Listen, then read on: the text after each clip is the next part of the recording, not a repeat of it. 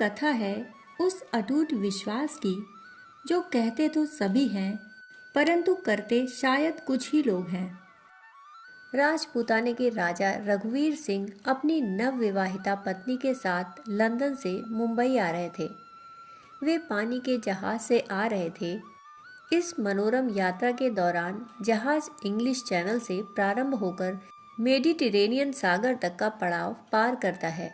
इसके पश्चात वह अरब सागर के किनारे स्थित देश की आर्थिक राजधानी मुंबई पहुंचता है। रघुवीर सिंह एक राजा होते हुए भी भगवान के एक सच्चे भक्त थे। ऐसी घटना बड़ी दुर्लभ होती है कि एक राजा अपनी सत्ता एवं साम्राज्य के साथ भगवान की भक्ति भी करे। शासन सत्ता का सारा खेल घोर रजोगुण के साथ संपन्न होता है।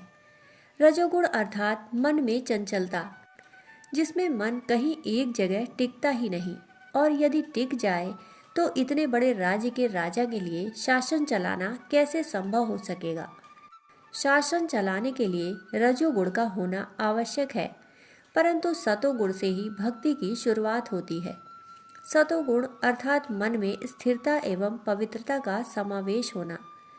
यही स्थिरता मन को एकाग्र कर समाधि के सोपानों की ओर अग्रसर कर देती है। मन की पवित्रता में ही प्रेम एवं भक्ति का उदय होता है। राजा रघुवीर सिंह एक राजा होकर प्रभु की भक्ति में तल्लीन रहते। उनमें एकाग्र भाव से स्थिर रहकर सच्चे भाव से शासन का संचालन करने की अद्भुत क्षमता थी।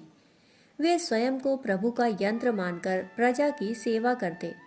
उनकी सेवा का मर्म था शिव भाव, जीव सेवा अर्थात सभी में उन परमात्मा की उपस्थिति मानकर उनकी सेवा करना।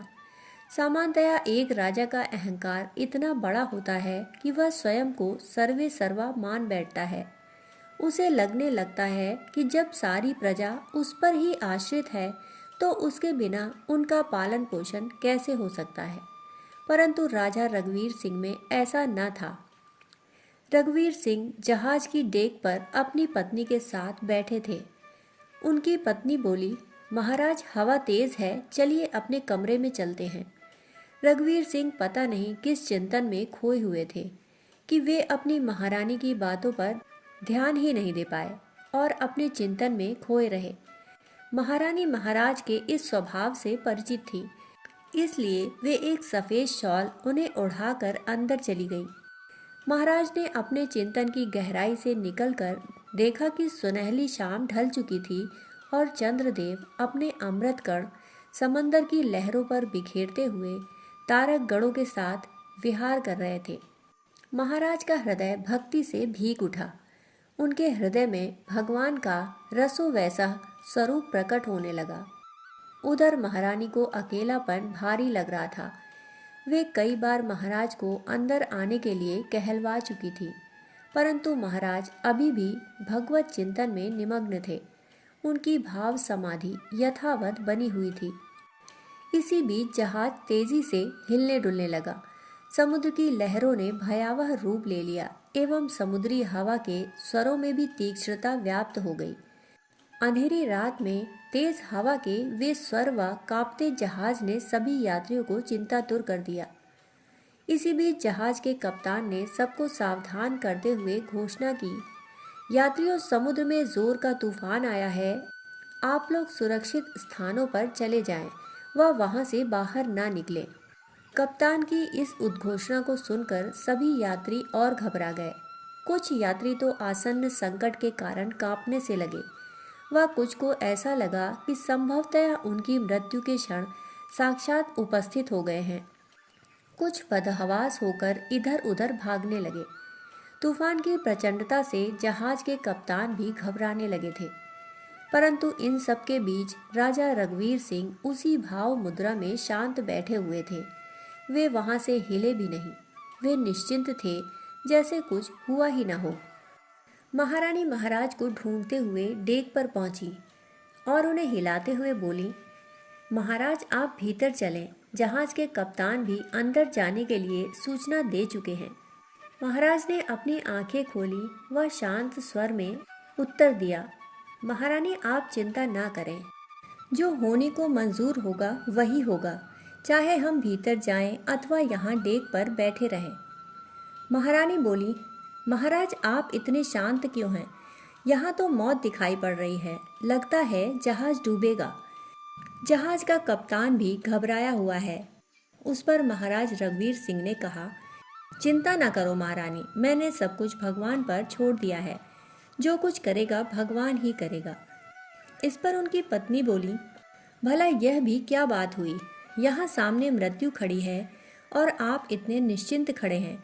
क्या बाकी लोगों की तरह आपको घबराहट नहीं हो रही? इस पर राजा रघुवीर सिंह ने अपनी तलवार निकाल ली और महारानी की गर्दन पर रख दी। इस पर महारानी बोल पड़ी, महाराज आप यह क्या कर रहे हैं? मेरी गर्दन पर तलवार रखने का क्या अर्थ है? इस पर महाराज ने कहा, तुम्हें मेरी तलवार से डर नहीं लगता? यदि मैं तुम्हारे प्राण हर लूँ तो उनकी पत्नी ने कहा, भला आपसे कैसा भय? आपसे तो मैं प्रेम करती हूँ और मुझे आप पर पूर्ण विश्वास है कि आप मेरी रक्षा करेंगे। इस पर महाराज रघुवीर सिंह ने अपनी तलवार म्यान में रखते हुए कहा, बस महारानी, इसी तरह भगवान से मेरा प्रेम है। उनके हाथ में तूफान है, मुझे उनसे कोई डर नहीं। उनकी मर्जी, अगर डुबाने में मेरा कुछ भला होगा तो वे डुबाएंगे, अगर उन्हें लगेगा कि बचाना ठीक है तो बचा लेंगे। सब प्रकार से वे मेरा हित ही करेंगे। उनके हाथों में मेरा कभी अहित अकल्याण नहीं हो सकता। मुझे उन पर पूर्ण विश्वास है। इस बीच तूफान शांत हो गया। जहाज के कप्तान ने सभी को जहाज के तूफान से सुरक्षित बाहर निकल जाने की सूचना दी, जिसे सुनकर सभी को राहत मिली। अब महाराज रघुवीर सिंह से उनकी पत्नी ने पूछा, महाराज आप मुझे यह बताएं कि इतनी विषम परिस्थितियों में, जिसमें जहाज के कप्तान भी घबरा गए थे, उसमें आपकी भक्ति अविचल कैसे बनी रही? इसका रहस्य क्या है? महाराज ने कहा, जिसका अहम भाव पूरी तरह भगवान में समर्पित हो गया हो, उसे किसी भी परिस्थिति से भय नहीं लगता। जो करता है परमात्मा ही करता है, और भक्त वही है जो इस कर्तापन के भाव से मुक्त हो जाता है और स्वयं को भगवान को समर्पित कर देता है। ऐसा होने पर भक्ति भी अविचल रहती है एवं मन भी निर्भय व निश्चिंत रहता है। महारानी को पता चल गया कि महाराज एक सच्चे भगवत भक्त हैं। उनकी भक्ति अटूट है। दोस्तों, कहानी सुनने के लिए आप सभी का बहुत बहुत आभार। फिर मिलते हैं ऐसी ही एक और कहानी के साथ। तब तक के लिए धन्यवाद।